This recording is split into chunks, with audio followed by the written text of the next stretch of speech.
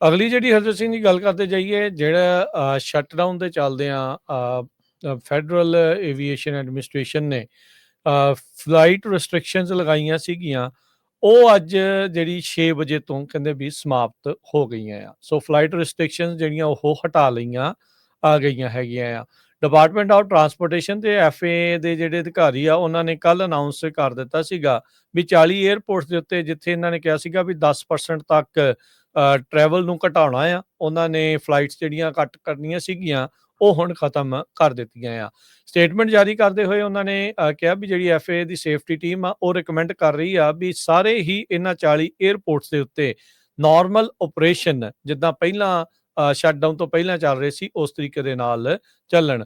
America ਦੇ ਵਿੱਚ ਪਿਛਲੇ ਜਿਹੜੇ 43 ਦਿਨ ਦੇ ਸ਼ਟਡਾਊਨ ਦੇ ਦਰਮਿਆਨ ਹੁਣ ਤਾਂ ਚਲੋ ਖਤਮ ਹੋ ਗਿਆ, ਉਸ ਦਰਮਿਆਨ ਜਿਹੜੇ ਏਅਰ ਟ੍ਰੈਫਿਕ ਕੰਟਰੋਲਰ ਦਾ ਰੌਲਾ ਸਭ ਤੋਂ ਜ਼ਿਆਦਾ ਜਿਹੜਾ ਉਹ ਵੱਧ ਨਾਲ ਪਿਆ ਰਿਹਾ, ਨਾਲੇ ਸਨੈਪ ਦੇ ਪ੍ਰੋਗਰਾਮ ਦਾ ਚੱਲਦਾ ਸੀਗਾ। ਸੋ ਲੋਕਾਂ ਨੇ ਜਿਹੜਾ ਟਰੈਵਲ ਕਰਨਾ ਸੀ ਉਹਨਾਂ ਨੂੰ ਕਾਫੀ ਜਿਹੜੀਆਂ ਮੁਸ਼ਕਲਾਂ ਦਾ ਸਾਹਮਣਾ ਕਰਨਾ ਪਿਆ।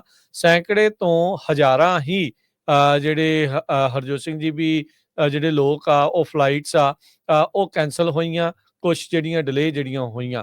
ਹੁਣ ਕਹਿੰਦੇ ਵੀ ਜਿਹੜੀਆਂ ਫਲਾਈਟ ਰਿਡਕਸ਼ਨਸ ਕੀਤੀਆਂ ਗਈਆਂ ਸੀਗੀਆਂ ਪਹਿਲਾਂ 3% ਲੈਵਲ ਦੇ ਉੱਤੇ, ਉਹਨਾਂ ਨੂੰ ਵਾਪਸ ਲੈ ਆਂਦਾ ਗਿਆ ਆ ਤੇ ਫੁੱਲ 100% ਦੇ ਉੱਤੇ ਜਿਹੜੀ ਕਪੈਸਿਟੀ ਦੇ ਉੱਤੇ ਜਿਹੜਾ ਏਅਰ ਟ੍ਰੈਫਿਕ ਆ ਉਹ ਚੱਲੇਗਾ।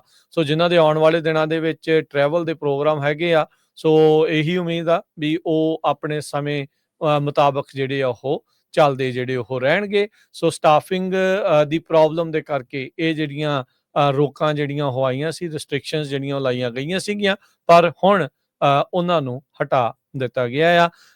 ਜਿਹੜੇ ਸ਼ੌਨ ਡਫੀ ਆ ਡਿਪਾਰਟਮੈਂਟ ਆਫ ਟਰਾਂਸਪੋਰਟੇਸ਼ਨ ਦੇ ਜਿਹੜੇ ਸਕੱਤਰ ਆ, ਉਹਨਾਂ ਨੇ ਜਿਹੜਾ ਇਹ ਕਿਹਾ ਆ, ਹੁਣ ਕਹਿ ਦਿੱਤਾ ਆ, ਅਨਾਊਂਸਮੈਂਟ ਕਰਤੀ ਆ ਵੀ ਸਭ ਕੁਝ ਬੈਕ ਟੂ ਨਾਰਮਲ ਆ। 6 ਮਿਲੀਅਨ ਦੇ ਕਰੀਬ ਲੋਕ ਜਿਹੜੇ ਆ ਉਹ ਅਮਰੀਕਾ ਦੇ ਵਿੱਚ ਥੈਂਕਸਗਿਵਿੰਗ ਹੌਲੀਡੇਜ਼ ਦੇ ਦੌਰਾਨ ਟਰੈਵਲ ਕਰਨਗੇ, ਜੋ ਕਿ 2% ਪਿਛਲੇ ਸਾਲ ਨਾਲੋਂ ਜ਼ਿਆਦਾ ਹੈਗਾ ਆ। ਇਹ ਮੇਜਰ ਟਰੈਵਲ ਗਰੁੱਪ AAA ਉਹਨਾਂ ਨੇ ਜਿਹੜਾ ਨਵਾਂ ਡਾਟਾ ਆ ਉਹ ਸ਼ੋ ਕੀਤਾ ਹੈਗਾ। ਸੋ ਇਹਦੇ ਮੁਤਾਬਕ ਜਿਹੜਾ ਸ਼ਟਡਾਊਨ ਸੀ, ਜਿੰਨੇ ਵੀ ਕੰਟਰੋਲਰਸ ਆਏ ਟ੍ਰੈਫਿਕ ਕੰਟਰੋਲਰ, ਉਹਨਾਂ ਨੂੰ ਹੁਣ ਬੈਕ ਪੇ ਜਿਹੜੀ ਆ ਉਹ ਵੀ ਮਿਲੂਗੀ ਤੇ ਕਿਸੇ ਤਰ੍ਹਾਂ ਦੀ ਉਹ ਉਹਨਾਂ ਨੂੰ ਥ੍ਰੈਟ ਨਹੀਂ ਪਈ, ਉਹਨਾਂ ਨੂੰ ਫਾਇਰ ਕੀਤਾ ਜਾਊਗਾ। ਸੋ ਸਾਰਿਆਂ ਦੀਆਂ ਜੌਬਸ ਇੰਟੈਕਟ ਹੈਗੀਆਂ। ਉਦੋਂ ਧਮਕੀਆਂ ਤਾਂ ਹਰਜੋਤ ਸਿੰਘ ਜੀ ਕਾਫੀ ਦਿੰਦੇ ਰਹੇ, ਚੱਕ ਜੀ। ਦੇਣੇ, ਕੱਢ ਦੇਣੇ, ਰੱਖਣਾ ਕੋਈ ਨਹੀਂ ਜਿਹੜੇ ਨਹੀਂ ਆਉਂਦੇ, ਪਰ ਉਹਨਾਂ ਨੂੰ ਪਤਾ ਵੀ ਇਹਨਾਂ ਤੋਂ ਬਗੈਰ ਗੁਜ਼ਾਰਾ ਵੀ ਨਹੀਂ ਆ। ਸੋ ਜਹਾਜ਼ ਹਵਾ ਦੇ ਵਿੱਚ ਜੇ ਸੁਰੱਖਿਅਤ ਚੱਲਣਗੇ ਤਾਂ ਫਿਰ ਹੀ ਆ।